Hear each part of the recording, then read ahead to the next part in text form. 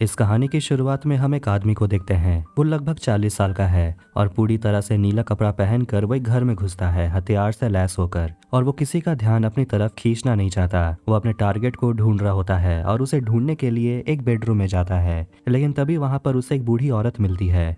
वो उस आदमी से पूछती है, तुम हो कौन? तुम क्या माइकल हो? और वो आदमी उस बूढ़ी औरत पर बंदूक पॉइंट करता है और उसे शूट करके उड़ा देता है। लेकिन मरने के बाद अचानक से वो बूढ़ी औरत होश में आ जाती है। वो अभी भी मरी नहीं है और बड़े अजीब तरीके से उसके हड्डियों से आवाज आ रही होती है और एक रहस्यमय और भयानक दिखने वाले क्रिएचर में बदल जाती है, एक वैम्पायर में। वो उस आदमी पर हमला करती है और अब उस बूढ़ी औरत में इतना ताकत आ गया है कि वो बड़े आसानी से उस हट्टे कट्टे आदमी को कड़ी टक्कर देती है। लेकिन वो आदमी भी कम नहीं है, वो अपने काम में माहिर लगता है, जैसे कि वो इस काम के लिए पहले से ही ट्रेनिंग ले चुका हो। वो जिस तरह से क्रिएचर से लड़ता है देखकर ऐसा लगता है कि जैसे वो अपने गुजर बसर के लिए वैम्पायर मारने का काम करता है। वैम्पायर उसे पीछे से मारने की कोशिश करती है, लेकिन तभी वो एक ट्रैप में फंस जाती है जो उस आदमी ने लगाया था। इसके बाद वो आदमी उस बूढ़ी औरत का यानी कि वैम्पायर का दांत निकाल लेता है, उसका नुकीला दांत, जिससे वो खून चूसते हैं और इसे फैंग्स कहते हैं। दांत को लेकर वो आदमी बहुत पैसे कमा सकता है। वो अपने वैन में बैठता है और उस घर से निकल जाता है। पता चलता है उस आदमी का नाम बर्ड है। बर्ड की एक बेटी है जिसका नाम पेज है और वो और उसकी बीवी जॉस सेपरेटेड हैं, मतलब दोनों अलग अलग रहते हैं और उनकी बेटी पेज अपनी माँ के साथ रहती है। बर्ड हमेशा अपनी बेटी को स्कूल से पिक करने में लेट हो जाता है और हर दिन वो बहाना मारता है कि वो किसी कारण से लेट हो गया। बर्ड की पत्नी जॉस अपने पति को आखिरी मौका देती है कि अगर वो अपनी बेटी का ट्यूशन फीस जो कि $5000 है नहीं चुका पाता है तो वो एक हफ्ते में पेज को लेकर फ्लोरिडा चली जाएगी अपने मम्मी पापा के पास।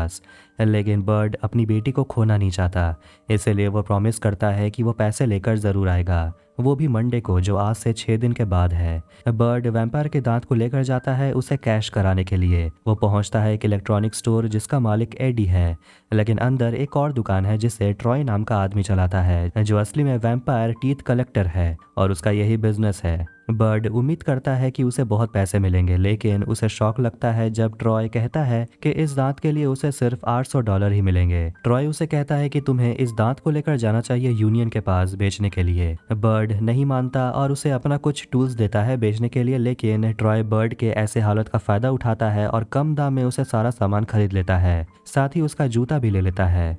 और बर्ड दुकान से निकलता है काफी फ्रस्ट्रेटेड होकर, क्योंकि आज भी वो कोई दांत बेच नहीं पाया। बर्ड ने जिस बूढ़ी औरत को मारा था उसकी एक रिलेटिव ऑड्री को देखते हैं, जो बूढ़ी औरत के घर आती है और उस बूढ़ी औरत को मरा हुआ पाती है। इसके बाद वो तुरंत अपने सिक्योरिटी को ऑर्डर देती है ढूंढने के लिए कि किसने ये किया है। इसके बाद बर्ड जाता है अपने पुराने दोस्त बिग जे से मिलने के लिए और उसे मदद मांगता है और कहता है कि मुझे यूनियन से मिलना है, और वो उसे अपनी मजबूरी बताता है और बिग जे उसे मिलाने के लिए मान भी जाता है। बर्ड यूनियन के साथ पहले भी काम कर चुका है, लेकिन उसने यूनियन के काफी सारे नियमों का उल्लंघन किया था, इसलिए उसे यूनियन से निकाल दिया गया था। यूनियन एक ऐसा ऑर्गेनाइजेशन है जहां के लोग वैम्पायर को मारते हैं और वैम्पायर को मारने के लिए उन्हें खूब पैसे भी मिलते हैं, लेकिन वैम्पायर को मारने के लिए उन्हें कुछ नियम को फॉलो करना पड़ता है। अगर नियम को तोड़ोगे तो तुम्हें यूनियन से निकाल दिया जाएगा। बिग जे बर्ड को लेकर यूनियन के मैनेजर रैल्फ से मिलाता है और मैनेजर और बर्ड की आपस में बिल्कुल भी नहीं बनती और आखिर में मैनेजर ये फैसला करता है कि बर्ड को एक हफ्ते के लिए प्रोबेशन पर रहना होगा और वो जहाँ भी जाएगा उसके साथ यूनियन का रिप्रेजेंटेटिव भी होगा, ये देखने के लिए कि कहीं बर्ड नियम तोड़ तो नहीं रहा। बर्ड को डे शिफ्ट में काम करना होगा, लेकिन हमें पता है कि वैम्पायर हमेशा रात में बाहर निकलते हैं खून चूसने के लिए, इसलिए बर्ड को अगर पैसे कमाने हैं तो उसे हार्ड वर्क करना होगा। देखा जाए तो रैल्फ बिल्कुल भी नहीं चाहता कि बर्ड यूनियन के लिए फिर से काम करे, इसलिए वो अपने रिप्रेजेंटेटिव सेठ से कहता है कि तुम बर्ड के साथ ही रहना और अगर वो कोई भी नियम को तोड़ता है, कोई भी मिस्टेक करता है तो आकर मुझे बताना। काम के पहले दिन सेठ और बर्ड की आपस में बिल्कुल भी नहीं बनती और दोनों की सोच भी बिल्कुल अलग है। बर्ड जहाँ सोचता है कि काम करने का कोई नियम नहीं होता, बस काम पूरा होना चाहिए, जबकि सेठ का मानना है कि काम करने के नियम होते हैं और वो बर्ड को बताता है कि वैम्पायर अलग अलग तरह के होते हैं, जैसे कि western, eastern, spider, Huber, juvenile. Vampires अकेले में रहना पसंद करते हैं, लेकिन जब वो एक साथ रहते हैं तो वो हायरार्की में रहना पसंद करते हैं, यानी कि कोई उनका बॉस होगा तो कोई उनके अंडर काम करेगा और ये डिसाइड होता है उनकी उम्र से, और वो बस एक ही चीज से डरते हैं और वो है सूरज की रोशनी। बर्ड यहाँ आया है कुछ जुवेनाइल वैम्पायर को मारने के लिए लिए क्योंकि उनके दांतों की कीमत बहुत ज़्यादा होती है। और वो सेट को कहता है कि मैं अंदर जा रहा हूँ लेकिन तुम यहीं पर बैठो।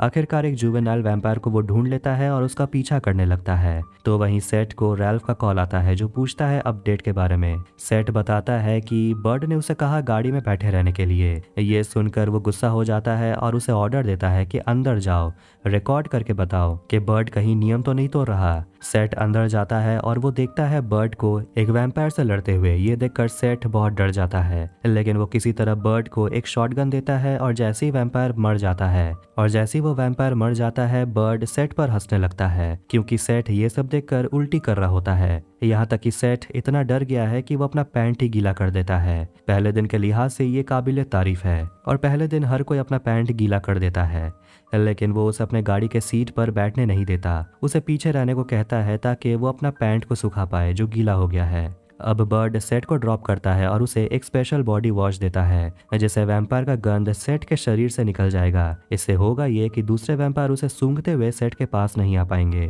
बर्ड उसके बाद उसे बहुत सारे टिप्स देता है कि वैम्पायर के सामने आने पर उन्हें क्या नहीं करना चाहिए और क्या करना चाहिए। बर्ड अपनी गाड़ी के पास वापस लौटता है और नोटपैड देखता है जहां सेट नोट कर रहा था कि उसने कौन सा रूल्स तोड़ा है।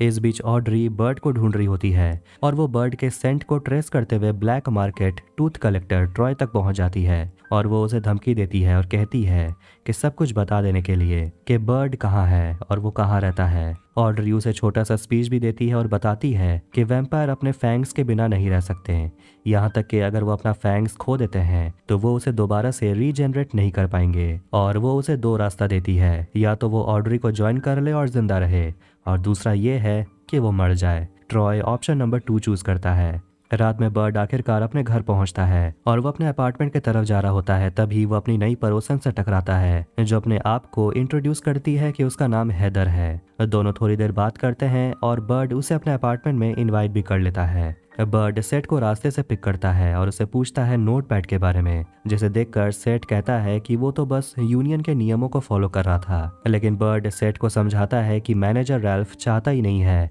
कि बर्ड यूनियन के लिए फिर से काम करे और वो सेट से रिक्वेस्ट करता है कि मुझे कुछ दिन दे दो, मुझे बस कुछ पैसे जुगाड़ करने हैं और ये सारी बातें तुम अपने नोटबुक में मत लिखना। सेट उसकी बात मान लेता है। दोनों जाते हैं ट्रॉय की दुकान में हथियार खरीदने के लिए, लेकिन वहां उन्हें हर जगह खून खून और ट्रॉय मरा हुआ मिलता है। ये देखकर सेट बर्ड से कहता है कि हमें ये यूनियन को रिपोर्ट करना होगा, लेकिन बर्ड ये सब झमेले में नहीं पड़ना चाहता, वो बस किसी तरह पैसा कमाना चाहता है और सेट उसे रिक्वेस्ट करते ही रहता है। इसके बाद बर्ड उसे कहता है कि अगर मंडे तक उसे यूनियन से पैसे नहीं मिलते हैं तो वो अपने परिवार को खो देगा। ये सुनकर सेट उसे माफी मांगता है और कहता है कि वो उसकी मदद जरूर करेगा। अब जब रात में बर्ड अपने घर जाता है तो वो अपनी नई पड़ोसन हैदर के घर में कुछ लोगों को देखता है जो कुछ बातें कर रहे होते हैं, जिसे सुनकर उसे लगता है कि कुछ तो गलत हो रहा है। अगले दिन बर्ड और सेट घर के बाहर होते हैं, जिसका पता उन्हें बिग जे से मिला है और वहां उन्हें नजारियन ब्रदर्स मिलते हैं जो उन दोनों की गाड़ी के सामने ही रुकते हैं। नजारियन ब्रदर्स बहुत ही माहिर वैम्पायर हंटर्स हैं जिन्होंने पूरे शहर का सफाया कर दिया है और वो अब पश्चिम की तरफ जा रहे हैं वैम्पायर्स को मारने के लिए। सभी दूसरे से बातें करते हैं और वो बर्ड के साथ काम करने के लिए मान जाते हैं। वो सभी एक साथ एक घर के अंदर जाएंगे जहाँ पहले सेट और बर्ड अकेले जाने वाले थे। बर्ड सेट को एक हथियार देता है और उसे समझा देता है कि वैम्पायर्स को मारते कैसे हैं। इसके बाद सभी मिलकर घर के अंदर जाते हैं और करीब 4 वैम्पायर्स को मार देते हैं।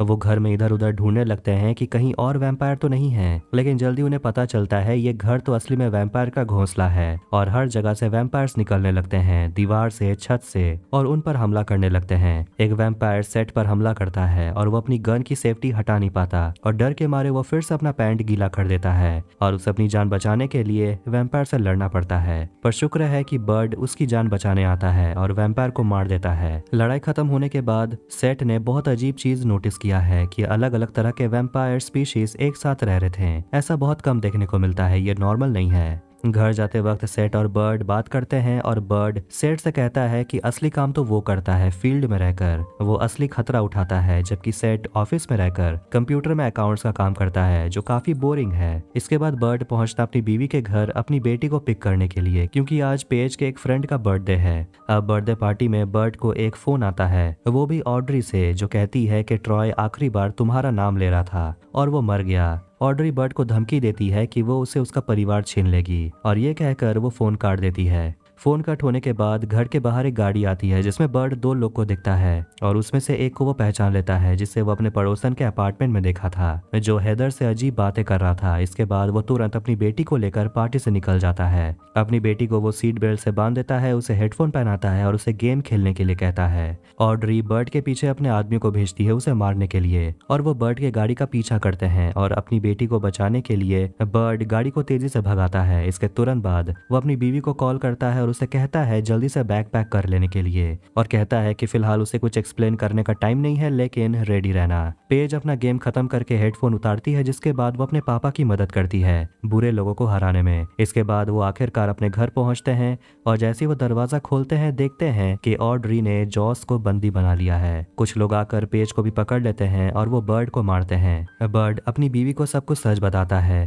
कि वो पूल क्लीनर का काम नहीं करता, वो असली में एक वैम्पायर हंटर है। ऑड्री ने सेट को काट लिया है और वो बेहोश पड़ा हुआ है। धीरे धीरे वो वैम्पायर बन रहा होता है। ऑड्री पेज और जॉश को अपने साथ ले जाती है ताकि वो उन दोनों को भी वैम्पायर में बदल दे। जैसे वो सब निकलते हैं वो बर्ड को उठाकर नीचे फेंक देते हैं जिससे वो बेहोश हो जाता है। ऑड्री का प्लान ये था कि बर्ड के जागने से पहले सेट उसे काटकर वैम्पायर बना देगा, लेकिन किस्मत से वो पहले ही उठ जाता है और थोड़ी देर के बाद सेट को भी होश आता है और सेट कहता है कि उसे लगता है कि मैं अब वैम्पायर में बदलने वाला हूँ और वो बर्ड से माफी मांगता है और बर्ड सेट से पूछता है कि तुम कैसा महसूस कर रहे हो, जिस पर सेट कहता है बहुत बुरा, क्योंकि मैं वैम्पायर बनने वाला हूँ, लेकिन एक तरह से देखा जाए तो मैं काफी अच्छा फील कर रहा हूँ। मेरे अंदर बहुत ज्यादा एनर्जी आ गई है, ऐसा लग रहा है जैसे मेरे खून में आग लग गई हो, मुझे बहुत भूख लग रही है। इसलिए वो बर्ड की तरफ दौड़ता है उसका खून पीने के लिए, लेकिन बिना वक्त गवाए वो सेट का गला धड़ से अलग कर देता है और थोड़ी देर के बाद सेट फिर से जिंदा हो जाता है। वो अपना सिर उठाता है और अपने गले पर फिट कर लेता है। वो अब अपने खून के तलब को कंट्रोल में रख पाता है। इसके बाद दोनों निकलते हैं